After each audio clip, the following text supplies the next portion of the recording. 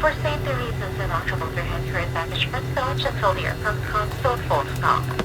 Kindly use caution with opening overhead bins as heavy articles may be shipped to the ground during the flight. Before deplaning, please check your seat pockets, your seating area, and overhead bins for any entry items that might be behind. On behalf of Captain Hanico and the entire Sketch Airlines crew, thank you for choosing to fly with us today. It has been our pleasure. We hope you enjoyed the flight.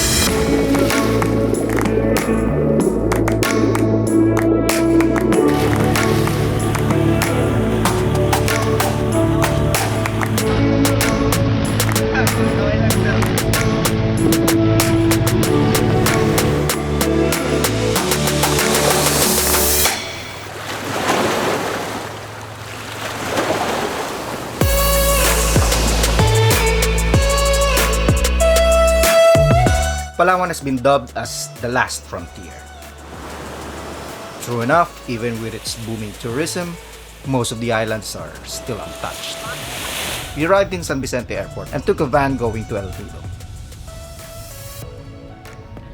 It costs us 500 pesos each for a 2-hour drive. As we are about to get to El Nido, we experienced torrential rains along the way. Not a good sign for island vacation. Or is it?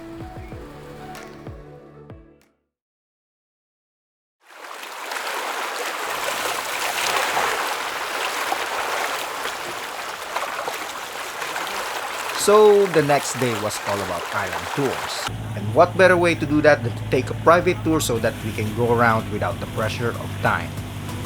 Our first stop, the small lagoon. Pretty much of that what you see in the postcards. But it's actually different when you experience it. Okay, so we're starting to kayak towards the small lagoon. And they say that there is a tiny opening here that we need to go into. So, oh my goodness. Yan. Oh. Sige po tayo. Higa? Hawak po kayo, sir. Ano? Ano? So, sir, alam po kayo hawak kayo sa bag, sir. Ha? Hawak sa bag, sir. Hawak po kayo sa bag. Sige, tulak-tulak niyo po yung bag, sir.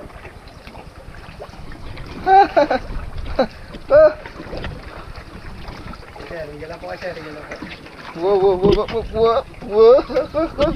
Whoa. Yan, tulak po lang, ma'am. Tinawag mo na yung small lagoon, ma'am. And now we are here inside the small lagoon. Wow! Check that out. Woo! Wow! This is just wow. Hello? Hello? And we were the first ones here. So, yung That big is- lagoon po, ngayon, kaya mag-video malaki like sa bag. I think it's a picture. Wow! This is just wow. And let me show you what's underwater.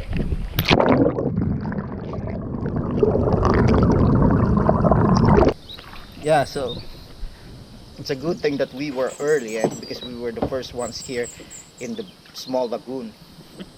What can you say about the small lagoon, my wife? Kainis ka. Nakakainis daw ako. Anyway, we're just enjoying the view here. Ah, lamig!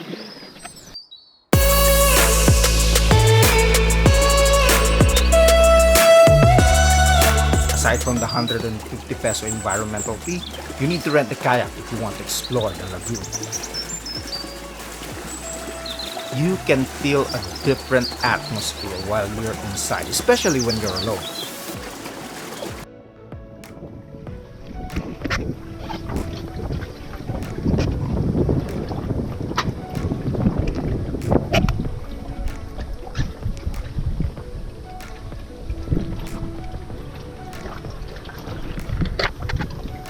Ayan na sila.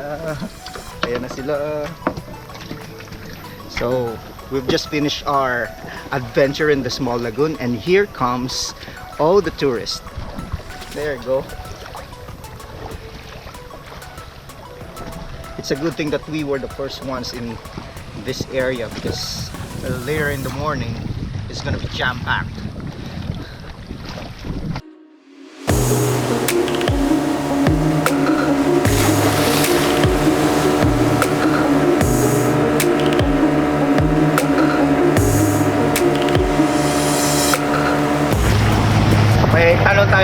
Kuya Eman. Eman, ano pinagkaiba ng small lagoon sa big lagoon? So, yung small lagoon tsaka yung big lagoon, pinagkaiba kasi yung big lagoon malaki tsaka yung small lagoon maliit. So, yung entrance po, yung makikita po natin yung big lagoon, yan po yung entrance ng medyo malawak po. Yung kanina pinasok namin natin, medyo maliit. So, yun lang po yung pinagkaiba nila. So makes sense. Small, big, small, big, small, big. In the small lagoon, our boatman offered to take us to the big lagoon, but we decided to take a rain check on that and went to our next destination to cover as much ground as possible.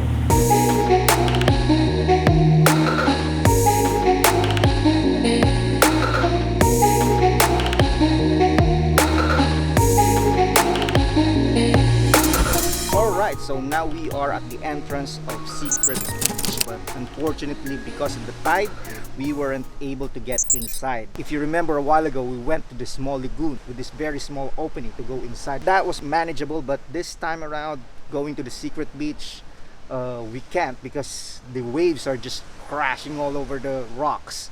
So yeah, we'll just hang out by the beach. Anyway, this is a very nice place, so let's just chill in the beach and fly the drone around. Let's go.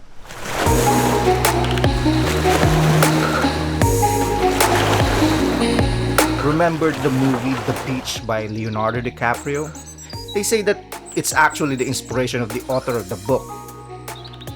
Too bad we didn't get to see it though, as the waves were cruel, blocking our entry to the secret beach. As you can see, lunch is being prepared in the boat.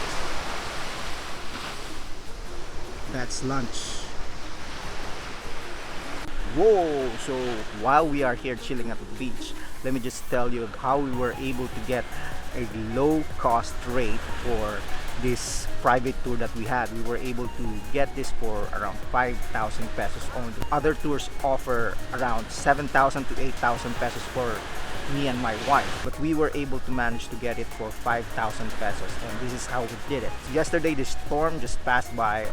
All the tours were canceled because of the storm, and what happened was we were being charged by the tour companies for around 8,000 to lowest was 8,000 pesos, and the highest that we were able to get was around 10,000 pesos. So now while we were walking at the beach, we saw some boatmen chilling around, and we asked the boatman if they're available for the next day for a tour. We wanted to go for tour A, so we asked them and offered us the tour for just 5k. So that was a great bargain. So my tip for you would be to go around, walk around El Nido Beach and look for boatmen who are offering the same kind of tour but for a lower rate. Saan tayo pupunta? Snorkeling area. Saan? SIMISU Island. Snorkeling area. Okay, we're going to SIMISU Island, a snorkeling site, so let's check that out.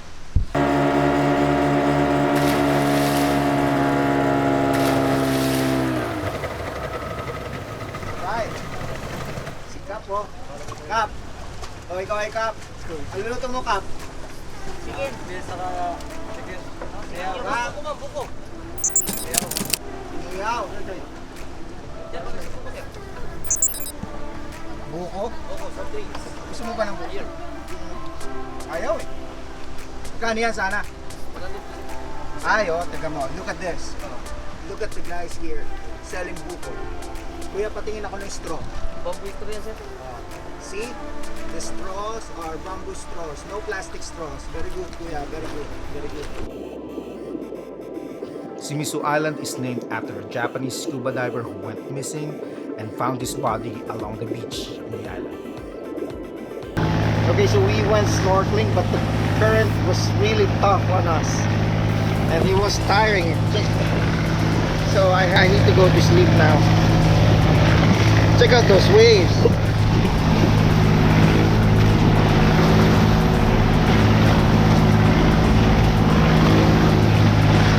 Medyo nakakapagod. Kaya pahinga muna tayo, relax muna tayo, punta muna tayo sa isang island para mag-lunch. So we are now So we are now in Papaya Beach, and I think this is our last stop here for the tour. So right now they're just preparing for lunch, and we are going to enjoy the beach along with others. There you go. See that? See that? So my wife, babe, say hi. Hi. So how was your El Nido experience? How was your El Nido experience? Muntik na malunod kanina.